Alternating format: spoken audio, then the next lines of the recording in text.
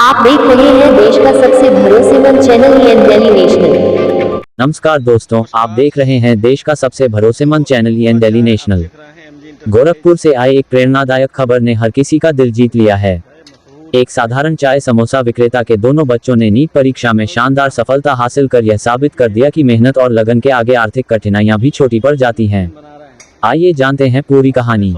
गोरखपुर के तिवारीपुर मोहनलालपुर निवासी मनोज गुप्ता, जो वर्षों से महात्मा गांधी इंटर कॉलेज के पास घोड़ा चाय समोसा की दुकान चलाते हैं, आज पूरे शहर के लिए प्रेरणा बन गए हैं। उनकी बेटी आस्था गुप्ता और बेटे अभय गुप्ता ने नीट परीक्षा में सफलता प्राप्त कर परिवार, समाज और पूरे क्षेत्र का नाम रोशन किया है। सीमित संसाधनों के बावजूद दोनों भाई बहन ने कठिन मेहनत, अनुशासन और दृढ़ संकल्प के दम पर यह मुकाम हासिल किया। जैसे ही परीक्षा परिणाम घोषित हुआ, परिवार में खुशी की लहर दौड़ गई। इस सफलता की खबर फैलते ही मोहल्ले के लोग, रिश्तेदार, मित्र और शुभचिंतक उनके घर पहुंचे। सभी ने दोनों विद्यार्थियों को मिठाई खिलाकर बधाई दी और उनके उज्जवल भविष्य की कामना की। क्षेत्रवासियों का कहना है कि आस्था और अभय की सफलता उन सभी युवाओं के लिए प्रेरणा है, जो सीमित संसाधनों के बावजूद बड़े सपने देखते हैं। यह उपलब्धि साबित करती है कि अगर इरादे मजबूत हों और मेहनत ईमानदारी से की जाए, तो कोई भी मंजिल दूर नहीं होती। मनोज गुप्ता और उनके पूरे परिवार को इस शानदार उपलब्धि पर हर ओर से बधाइयां मिल रही हैं। पूरे इलाके में खुशी और गर्व का माहौल है। आस्था गुप्ता और अभय गुप्ता की इस प्रेरणादायक सफलता पर आप क्या कहना चाहेंगे? कमेंट में अपनी शुभकामनाएं जरूर लिखें। वीडियो पसंद आए तो लाइक करें, शेयर करें और ऐसे ही सकारात्मक और प्रेरणादायक समाचारों के लिए हमारे चैनल को सब्सक्राइब करना न भूलें। धन्यवाद। गोरखपुर से ईएन डेली नेशनल की एक्सक्लूसिव रिपोर्ट। नीट 2026 में क्वालिफाई किए, कितना मुश्किल था पेपर लीक होने के बाद फिर से तैयारी कर करके क्वालिफाई करना, कितना मुश्किल था? ये बहुत ही ज्यादा मुश्किल था, क्योंकि जब नीट मेरा पहली बार 3 मई को हुआ था तो उसमें मेरे 692 मार्क्स बन रहे थे। लेकिन फिर जब नीट कैंसिल हो गया तो मुझे बहुत दुख हुआ इस बात का कि मेरी रैंक बहुत अच्छी जाती इसमें। लेकिन नीट कैंसिल होने के बाद मेरा मन बहुत उदास हो गया था। कुछ दिन तक मुझे बहुत बुरा लग रहा था कि नीट कैंसिल हो गया, अब मेरे पता नहीं री नीट जो होगा उसमें क्या होगा, क्या स्कोर बनेगा। फिर कुछ टाइम में पापा की तबीयत भी बहुत ज्यादा खराब हो रही थी बीच बीच में, तो उसमें काफी टेंशन वाला माहौल था, घर में बहुत परेशानियां आ रही थी। तो उसमें री नीट की तैयारी करना भी बहुत चैलेंजिंग हो गया था मेरे लिए। लेकिन जो मेरी पिछली मेहनत थी और जिसको मैं अच्छे से प्रदर्शित करना चाहती थी, लेकिन कुछ डिस्टर्बेंस वाला इन्वायरमेंट जो मेरा सेंटर था वहां पे भी था, उसकी वजह से वो हो नहीं पाया। लेकिन तभी मेरे 589 मार्क्स बने और मैंने 14,151 रैंक पाई। किस तरह की तैयारी की, क्या घंटा स्टडी चल रही थी तैयारी के सिलसिले में? मैं कोशिश तो कर रही थी कि 12 से 14 घंटे तक की स्टडी बन पाए, लेकिन इफेक्टिव उसमें से 8 से 9 घंटे हो पाते थे। और मेरी रूटीन सुबह 4 बजे से लेकर के 10 बजे तक, रात 10 से 11 बजे तक का था। इंटरमीडिएट कहाँ से किया आपने? इंटरमीडिएट मैंने सरस्वती विद्या मंदिर जो आर्य नगर में है उससे किया था। वहाँ से सपोर्ट मिले थे आपको? वहां से सपोर्ट बोर्ड के टाइम पे था, फिर वहां से मैंने ड्रॉप लिया था, तो आकाश इंस्टीट्यूट से मैं पढ़ती थी। तो वहाँ कोचिंग आपकी रेगुलर चल रही? जी। अभी आपका सिलेक्शन हो जाएगा, उसके बाद आपका सिलेक्शन हो जाएगा, उसके बाद क्या कहना चाहेंगे आप अपने परिवार को, आप अपने उन लोगों को जो लोग आपको डिमोरलाइज करते थे? जो मुझे डिमोरलाइज करते थे उनको तो खुद ही समझ में आ जाएगा कि उनको ऐसा नहीं करना चाहिए किसी भी बच्चे को। अब हमारे साथ क्या था कि 12th में मेरे 95% थे, मैं सिटी टॉपर थी, तो मेरे लिए और भी ज्यादा सोशल प्रेशर था इस बात का कि नीट क्रैक हुआ नहीं हुआ। सब लोग मेरे पापा को भी बार बार इसके लिए बोलते रहते थे कि क्या हुआ, आपकी बच्ची का क्या हुआ। और उसके लिए वो जब मेरा नहीं हो पा रहा था तो उसमें वो बार बार पापा भी परेशान हो जा रहे थे और मुझे भी बहुत कुछ बोल दे रहे थे उसमें। लेकिन फिर भी उस सारी सिचुएशन को, सोशल प्रेशर को मैनेज करते हुए कैसे भी ये हुआ। माता जी तो साथ रही होंगी? हाँ बिल्कुल, मैं बहुत तो 8 घंटे बाहर रहते थे, उनका रवैया क्या था?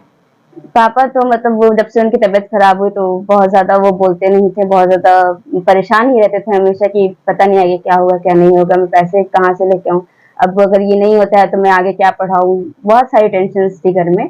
तो मम्मी का भी ऑपरेशन करवाना था, तो उसके लिए भी 36,000 रुपीज और मतलब वो बाकी चार्जेस थे वो सब लगे। तो मेरा जो काउंसलिंग का प्रोसेसर था वो नहीं हो पाया था पिछली बार। जब मुझे कॉलेज मिल जाता, लेकिन ऐसा एक्सपेक्टेशन मुझे नहीं था, इसलिए मैंने काउंसलिंग भी नहीं करवाया। लेकिन मेरे से लोअर जो मतलब मार्क्स थे उस पर भी कॉलेज मिल गया था, लेकिन पिछली बार मैंने कॉलेज छोड़ दिया इसकी वजह से। पिछली बार मेरा रैंक 31,000 में था। चलिए, आपके भाई भी आपके साथ तैयारी कर रहे थे? हाँ, मेरे भाई भी मेरे साथ तैयारी कर रहे थे। तो अभी दोनों ज्वाइंट एफर्ट था दोनों आदमी का? हाँ बिल्कुल, बहुत दोनों ज्यादा। आकाश में थे? हाँ, दोनों आकाश में थे। तो अभी आकाश से आपको क्या हेल्प मिली, क्या सपोर्ट मिला? ये आकाश से बहुत ज्यादा हेल्प मिली थी, जो वहाँ के टीचर्स थे उनका मोरल सपोर्ट बहुत ज्यादा था। मैं तो बहुत ही ज्यादा थैंकफुल हूँ उनके लिए। और जो उसकी टेस्ट सीरीज वगैरह सारी चीजें अच्छी थी, मुझे बहुत ही अच्छा लगा वहाँ का एक्सपीरियंस। में आखिर नेट क्वालिफाई कर ली है, आने वाले समय में डॉक्टर बन जाएगा जी। कैसा महसूस हो रहा है? अंतरात्मा क्या बोल रही है? बहुत खुशी हो रही है, लेकिन थोड़ा सा ये था कि और अच्छा हो सकता था, लेकिन अब जो हो गया, इतने प्रेशर में, इतने प्रॉब्लम्स में भी जो हो गया वो बहुत अच्छा है। कोई प्रॉब्लम नहीं है। आपका नाम? मेरा नाम आस्था गुप्ता है। नेट का रिजल्ट आता है, दोनों भाई बहन क्वालिफाई कर गए हैं, पहली प्रतिक्रिया क्या हुई, दिमाग में क्या आया? दिमाग में ये आया कि मतलब हम लोग बहुत खुश थे। और फिर वहां से कॉल आया था आकाश से कि आप दोनों का निकल गया, और अगले दिन वो था रिजल्ट सेलिब्रेशन, तो वहां पे भी हमें बुलाया गया, बहुत अच्छा लगा। और वो था कि हम दोनों साथ में डॉक्टर बनेंगे, तो और अच्छा लग रहा था। जब आपको रिजल्ट का पता चला तो सबसे पहले आपने किसको बताया? तो सबसे पहले तो हम लोग साथ में थे, तो हम लोग एक दूसरे को बताएं, पहले कॉन्ग्रेचुलेट किए एक दूसरे को, और फिर और जगह से कॉल आने लगा, तो वहां फिर बताए थे। घर में किसी को नहीं पता था? नहीं, वो हम लोग अकेले, जैसे रात के लगभग 10:30-11 बजे आया था, तो सब लोग सो चुके थे, बस हम दोनों देख चुके थे, और सब लोग को अगले दिन सुबह पता चला। तो जब सवेरे किनको पता चला? माता जी को, पिताजी को पता चला? जब उनको पता चला कि दोनों क्वालिफाई कर गया तो उनका रिएक्शन क्या था? खास तौर से पिताजी का रिएक्शन क्या था? उनका रिएक्शन बहुत अच्छा था, वो बहुत खुश थे, और मतलब वो ऐसे हम लोग के साथ थे, और हम लोग की पीठ भी थपथपाए थे। माता जी ने? वो भी थी हमारे साथ ही, मतलब वो भी ऐसे की थी। कितनी रैंक आई है आपकी? मेरी रैंक 29,393 है। तो उम्मीद है कि कोई अच्छा कॉलेज मिल जाएगा? मतलब गवर्नमेंट कॉलेज होगा तो वो अच्छा ही रहता है, सब मैंने जहाँ तक देखा है। चलिए, क्या नाम है आपका? अभय गुप्ता।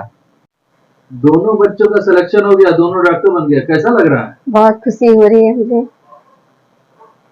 जब आपने सुना कि दोनों बच्चे क्वालिफाई कर गए, पास हो गए, तब सवेरे सो के उठे, तब क्या रिएक्शन था? बहुत खुशी, भगवान को बहुत बहुत धन्यवाद किया हमने, और बच्चों को पीठ थपथपाया कि तुमने हमारा नाम रोशन कर दिया। आपके आस पड़ोस रिश्तेदारी में जो लोग थे, उनसे आपने बात किया, बातचीत उनको जब बताया तो उनका क्या रिएक्शन था? सभी बहुत खुश थे और सभी ने बधाई दी। कितना मुश्किल था इन लोगों की पढ़ाई को देखते हुए अपने को कष्ट देना? अब थोड़ा मतलब बड़ा कुछ करने के लिए थोड़ा तो करना ही पड़ता है। बच्चे कुछ बड़ा कर जाए इसके लिए थोड़ी मेहनत तो करनी पड़ती है सबको, माँ बाप को, बच्चों को भी करना ही पड़ा। अभी ये लोग क्वालिफाई कर गए हैं, इन लोग को स्कूल मिल जाएगा, कॉलेज मिल जाएगा, ये लोग तो बाहर रहेंगे, तब कष्ट क्या होगा? क्या कष्ट होगा, अब कुछ अच्छा बन जाए, अपने जीवन में तरक्की करते रहें हमेशा, हमें कोई कष्ट नहीं है। क्या कष्ट होगा? आपका नाम क्या है? निशा गुप्ता। मैं सबसे पहले तो ईश्वर को धन्यवाद किया कि हमारी और हमारे बच्चों की मेहनत ईश्वर ने सफल किया, ये बहुत अच्छा लगा, और काफी बधाइयां फिर आने लगी, और मैं भी खुद गदगद हो गया था इस बात को जान के कि मेरा तो ये दोनों के वजह से नाम रोशन हुआ।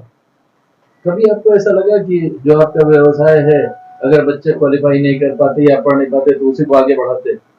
नहीं, ऐसा कभी नहीं लगा। मैं हमेशा इनके मन में ये भरता रहा कि मेरे बैकग्राउंड कुछ भी नहीं है, आपको चाहे समोसे बेचने नहीं है, आपको ये करना होगा, और लगभग इस पर 100% आपको देना ही होगा। हम जब सुबह से शाम तक इतनी मेहनत करके अपना नाम कमाया, तो आपको नाम तो करना होगा, इसलिए आप लोग सिर्फ यही काम करो और 100% अपना दो, पूरी जिम्मेदारी और ईमानदारी से। कितना मुश्किल था इन बच्चों को इस प्लेटफॉर्म तक लाने में?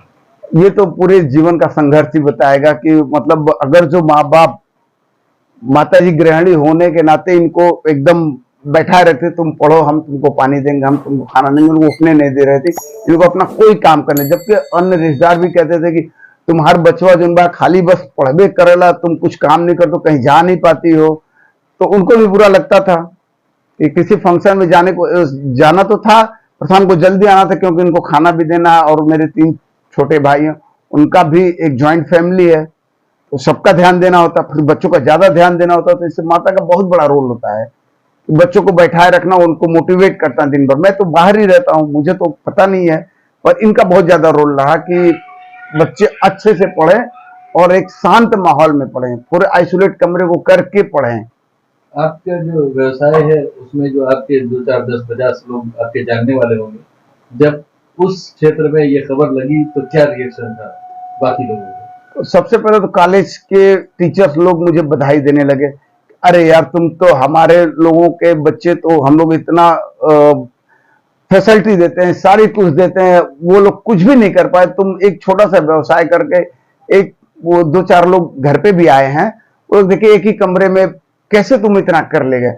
हम बताए उनको कि बच्चे पढ़ते थे, हम लोग छत पे सोए या किचन में सोए या उनको डिस्टर्ब नहीं करते, खुद को परेशानी में रखते हुए इनको सारी सुविधाएं देते रहे।